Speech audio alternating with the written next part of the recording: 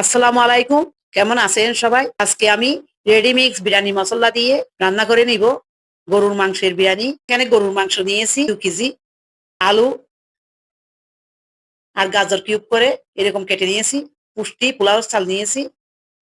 Ready mix biryani মশলা দিয়ে আজকে এই বিরিয়ানিটা রান্না করব। 30 মিনিটের জন্য পানি দিয়ে ভিজতে রেখে দিব। একটা প্যানের মধ্যে তেল দিয়েছি, আলুতে লবণ দিয়ে ওগুলো আমি ভেজে নিব। তেলের মধ্যে দিয়ে দিয়েছি, তখন ভাজা হয়ে যাবে। এবার গাজরগুলো আমি বেছে নিব। গাজরের মধ্যে একটু লবণ দিচ্ছি। এবার দিয়ে দিচ্ছি পেঁয়াজ কুচি। আমি 2 কাপ পেঁয়াজ কুচি দিয়েছি। পেঁয়াজ বেরেস্তা হয়ে গেলে উঠিয়ে নিব। আর অর্ধেক পেঁয়াজের মধ্যে গরুর মাংসগুলো দিয়ে দিয়েছি। রাঁধুনি বিরিয়ানি মশলার প্যাকেট একটা দিয়ে দিয়েছি। এই প্যাকেটের অর্ধেক দিয়ে দিব। মোট 2 প্যাকেট বিরিয়ানি মশলা দিয়েছি। 3টা তেজপাতা, এলাচ, লবঙ্গ, কালো এলাচ, ডালচিনি দিয়ে দিয়েছি।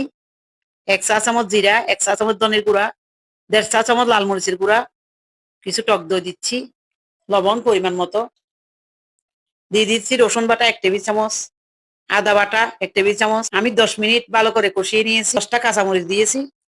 আরো 20 মিনিট আমি রান্না করে নিয়ে 1 কাপ দুধ দিয়েছি। এই দুধ দিয়ে এই মাংসটা রান্না করে নিব। 1 ঘন্টার মতো লেগেছে। রান্না করা হয়ে গেলে একটা পাত্রের মধ্যে তেল দিয়ে দিচ্ছি ঘি 4 টেবিল চামচ, পোলাও চাল দিয়ে দিয়েছি। একটু ভেজে নিয়ে গরুর মাংস যে আমি রান্না করে নিয়েছিলাম, এখান থেকে 2 কেজির মধ্যে 1.5 কেজি দিয়ে দিচ্ছি। গরম পানি দিচ্ছি। আর বাকি মাংসগুলো দিয়েও বিরিয়ানি রান্না করব। কয়েকটা আবার কাঁচামরিচ দিচ্ছি। আমি 2-3 বার নেড়ে ছেড়ে দিয়েছিলাম। পেঁয়াজের বেরেস্তা গুলা দিয়ে দিচ্ছি কেওড়া জল।